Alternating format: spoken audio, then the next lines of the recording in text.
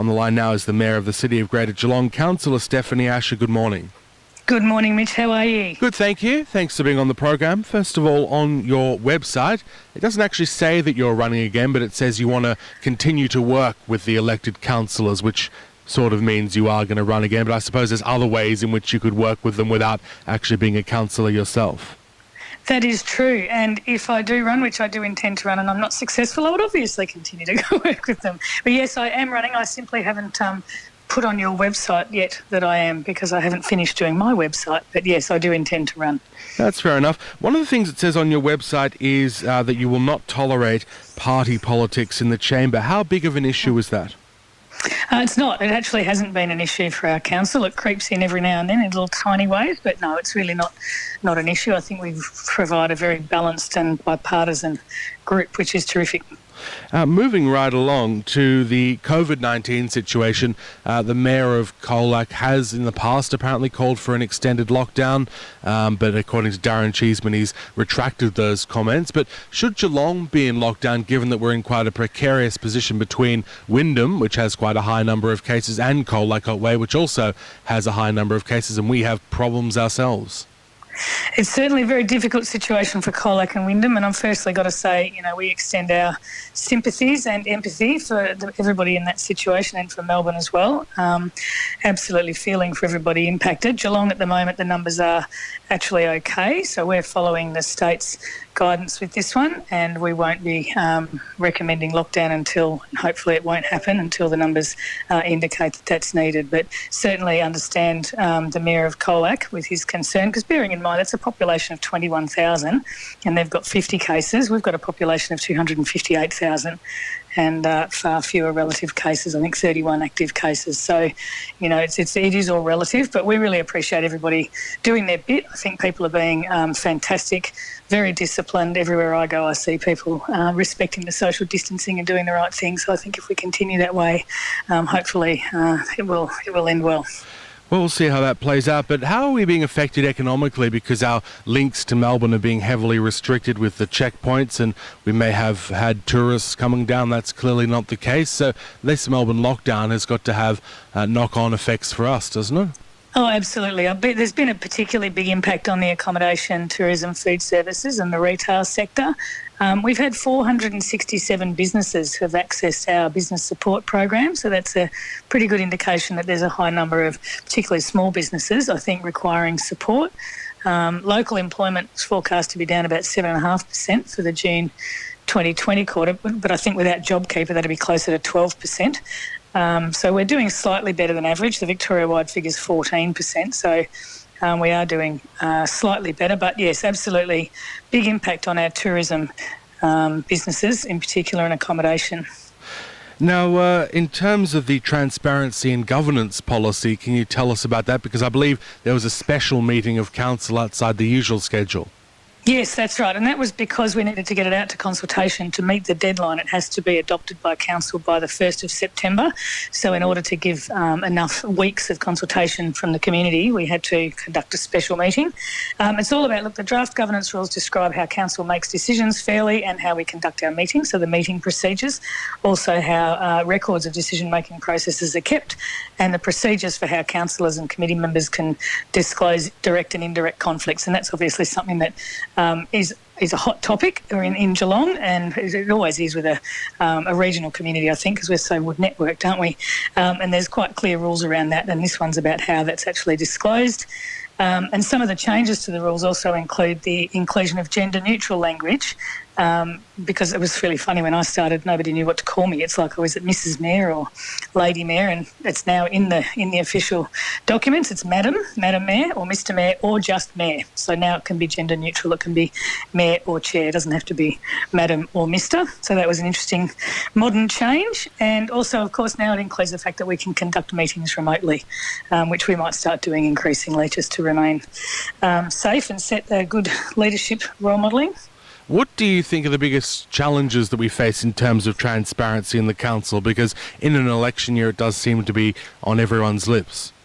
Yeah, look, I think it's perception more than reality, because we are very transparent. I think there used to be quite a lot of items that would go in confidential. We hardly have any now. It's certainly an action of ours to try and reduce the number of items that go in confidential and are discussed behind closed doors. And the only reason anything like that is done is commercial interest. So if it's a tender where we're talking about specific commercial interests, that tends to get done in confidential. But we hardly have any confidential items. The idea of making sure that minutes are published promptly and accurately. The annual report is very open about the targets that we report against and things like that. And the sustainability framework is actually something that's going up tonight, and the new policy and the action plan. And that's something that people have been crying for, public targets. We must have better targets. They actually do already have targets. I think they're inadequate and a bit low, but the targets have always been there and always been reported. They're just kind of buried throughout the annual report. So transparency policy is about making sure that those things are publicly available, but also I think we've got a bit of a responsibility to improve the communication of exactly how well the council does that, because they do it and it is public. It's a government organisation, so there are not really many secrets at all. It's just a matter of letting people know where to find them. So, but that's open for consultation at the moment, so go to the Have Your Say page if you want to have some comments on the transparency policy or the governance rules. From a governance point of view, that was one of the key issues that was flagged when the council was sacked, and I'm assuming you've had issues around governance to work through under this council. How do you think we've improved in terms of governance since 2017? Look, I think we are very open. We do have, I think, quite robust debate in the chamber, and it doesn't have any, there's no sort of hidden information. We do tend to say what we think, and I think people understand better how it works. And this is where the meeting procedures, I've introduced time limits to stop just, 15-minute grandstanding sessions going on, which I think people get a bit upset about, and people don't like to see councillors being rude to each other and things like that either. And I think we've been actually very well disciplined, and I think this council's been excellent and very professional in the way it's conducted itself. Actually, Councillor Aitken's bringing a notice of motion tonight about transparency, and he's actually, during the discussion last week, he raised the fact that he probably would put this up, and this is about putting up getting a report together to put up a public register requiring councillors and staff to record any meetings with property developers, which is an interesting one, and that'll be an interesting discussion tonight, because I don't think there's resistance in any way to transparency, but it's really just understanding what that means and what is the definition of a developer, what sort of meeting needs to be reported, and that's what Councillor Aitken's asking the CEO to bring a report back to outline how that could be done, so that people can have confidence that we're not, as councillors, sitting there meeting in secret with developers, because it really doesn't happen. We do meet with developers every now and then, just like we meet with objectors to hear people's viewpoints, but we certainly don't, I certainly don't anyway, and I'm sure the others don't meet with any frequency or regularity around any particular issues. Should candidates accept donations from developers, do you think? My personal opinion, I've never accepted donations from anybody, so I suppose it's up to every candidate to make their own call on that sort of thing, but I absolutely do not want to be accepting money from anybody if I'm a candidate, because, nothing comes for free, does it? So, my personal opinion is no, I don't, but I understand everybody has a different view. Now, in terms of Belcher's Corner, I believe that's been delayed again until August now, which means that the traffic management will continue to be in place. Maybe the original target, which I think was back in April, was a bit ambitious. Yeah, look, perhaps it was. I think as they progressed with the demolition, more and more complications emerged, and the team has acknowledged the inconvenience, and it is unfortunate, but public safety has to be the number one priority. At the moment, the upper floor demolition's been done, the lower floor demolition's in progress, and permanent bracing is required to support the southeast wall of the building. So they've sort of unearthed complexities as they've gone along. And there's been a delay in the supply of the bracing, which has actually meant that public sort of safety measures have to stay in place until I think it's the 24th of August.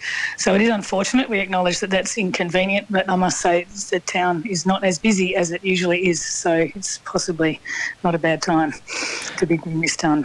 And we were talking to Darren Cheeseman before this. Working for Victoria was one of the things that came up. How does this work and what does it mean? Yeah, look, this is terrific. The City of Greater Geelong was successful in applying for funding under the Working for Victoria Fund, which will mean that the team can create over 200 new jobs across the organisation. So jobs will be offered on 6-month terms. and the new roles will actually help the community while also creating employment opportunities to aid the whole region's recovery from this situation we're in. So the jobs on offer include community sport and recreation sanitisation, because that needs to be done after every use, field asset data collection, family services sanitisation, so that's the childcare centres, city works, cleaning and sanitisation, graffiti removal, and we know that's a big issue with people, and I think with some certain individuals have more time on their hands at the moment, so we're seeing a little bit more graffiti, environment and waste support, and City Works, Geelong Waterfront and Parks and Gardens support and sanitisation as well. So those roles will be open to anyone in the community who's lost their job due to the impacts of COVID-19 or who's been without work for a longer period of time. So basically anybody looking for a job. You can apply on the website. There was actually a big graffiti problem in my area just recently. It did seem like there was a spate along the same strip, and around this place where we broadcast from the Pulse, there does seem to be quite a big graffiti problem with some of the buildings not being used and so forth. I mean, what is the council's approach to that? I mean, removing it is one thing, but we'd ultimately like to prevent it from happening in the first place. Yeah, look, it is a complex issue, and it's largely a police issue in the sense of prevention, but certainly council, we've doubled our spend for graffiti removal, and we were talking about this with the local MPs the other day. Actually, it was, I think, Darren Cheeseman who came up with the idea of perhaps suggesting we do have some dedicated graffiti walls around town and allow some graffiti artists to decorate the walls and put that to good use and have some graffiti art. So that's one activity, and I think that would be something that could send a positive message. But essentially it is a police matter because it's an illegal activity. So, look, we do work pretty hard with the police to try and keep it under control, but it is tricky, and certainly tricky when it's on private property because council can do its own property, but when it's on people's fences and things like that as well, it becomes quite difficult. The council does offer paint vouchers and a kit to help people with the removal, but we obviously can't be handing out hydrochloric acid and, you know, things that may then compromise people's safety. So it's a tough one, definitely. And tonight's meeting agenda, what are you going to be talking about? We've got a few big ones on. We've got the social infrastructures plan that we're endorsing. This has been a very long-term project with lots and lots of community consultation. So if anybody feels like trawling through the several hundred pages of the actual plan, it's very graphic and pretty to look at, but also got some really good information and articulates what is actually planned over the next 3 years in each of the areas, almost the sub areas of each ward. So we're looking at endorsing that. We're also looking at endorsing the Sustainability Framework and Action Plan, which has also been out for extensive community consultation, and there's a draft policy for sustainability going up as well. So that's an interesting one. Draft South Geelong Urban Design Framework, so this is PACO.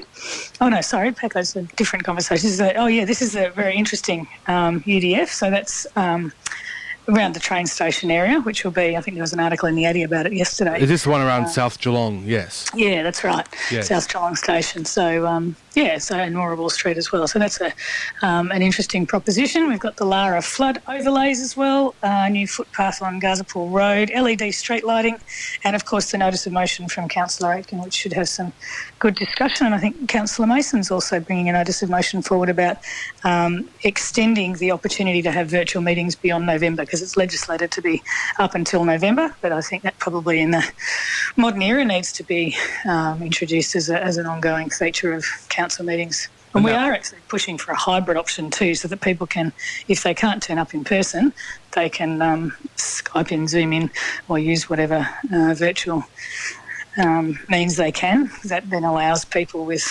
less mobile access and perhaps parents and those sorts of councillors to partake of the joy of being a councillor. Just on that point about November, that would be the new council, would it, that would affect? Yep, absolutely. Yep, all new councils, yeah. So we're actually hoping that we can make that statewide. Well, thanks for being on the program, and we'll talk to you again in a couple of weeks' time. Lovely, look forward to it. Thank you, Mitchell, and I will put a note on your website saying that I am running as a candidate. Yeah, feel free. On time. Good. Thank you very much. Councillor Stephanie Asher there, the Mayor of the City of Greater Geelong.